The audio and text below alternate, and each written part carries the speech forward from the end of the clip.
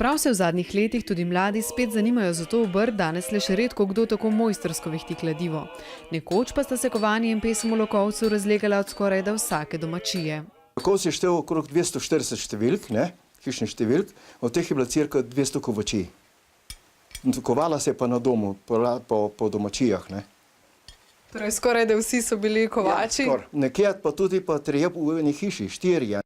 Kovaštvo pa se je začelo razvijati v obliki žebljarstva in je k nam najverjetneje prišlo iz Krope prek Gornje Trebuše, Vojskega in tega dela, ker takrat so kroparji prodajali žeblje v Beneško republiko in da so se izognili mitnic, so šli po tej strani.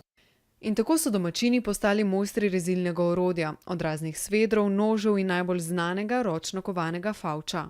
To je en lakovški favč, Tale favč ima tudi svoje ime, temu smo rekli za brat Redič. 4-5 ur dela je najmanj, za napraviti.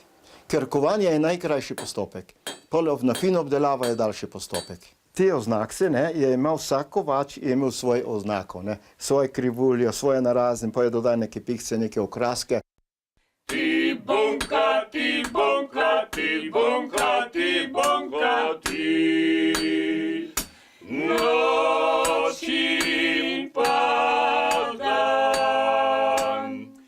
Tako je župnik Lanšček že leta 1912 ustanovil prvo kovaško zadrugo, ki so jo ponovno obudili po drugi svetovni vojni. Delali so v stari kovačiji, leta 1978 pa je v bistvu se prekinil ta niz tradicionalnega načina kovaštva. Takrat so prišli pod vozila Gorica in je tudi bila postavljena velika tovarna. Ta je svoja vrata zaprla v 90-ih letih, zaprla se je tudi trgovina, pa gostilna in kraj začel zamirati. A so ga tudi z muzejem kovaštva, ki danes ponuja še razstavo o domačinu Metodu Perihu, uspeli obuditi. In čeprav prav veliko pisnih virov ni, se je zgodba počasi začela sestavljati.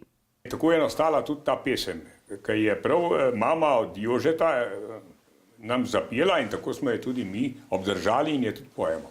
Torej, pelo se je ob košnji, recimo, ko so šli kositi in ko so šli domov. To se pravi, od doma in do doma. Ohranili so več kot 100 pesmi. Lani pa so zbirki knjig in revij dodali še raziskavo o oblačilni kulturi na Trnovsko-Banški planoti. Tako po novem tudi pojejo v replikah oblek iz prejšnjega stoletja. To smo dobili po slikah izpred 100 let. Te slike naj bi bila poročna obleka, In potem se je ohranila to, celo življenje se je imela to obleko, samo zahmaš, pa spet domov. Skončana je bila s metlicami, da se v tleh ni izrabila. Bile so dolge do tli, okrašene z ovratnikami, ki se je lahko menjalo. Čeprav na vasi so bile obleke povsem meščanske, tudi po številu prebivalcev je bil Lokovec skorajda mesto. Pred prvo svetovno vojno je bilo v kraju 1472 prebivalcev, sedaj jih je še 292. Mlade družine se počasi vračajo, življenje pa tudi s turizmom. Če so vas prevzeli, ste v Lokovec vabljeni 28. in 29. junija na prireditev Kovaški odmev.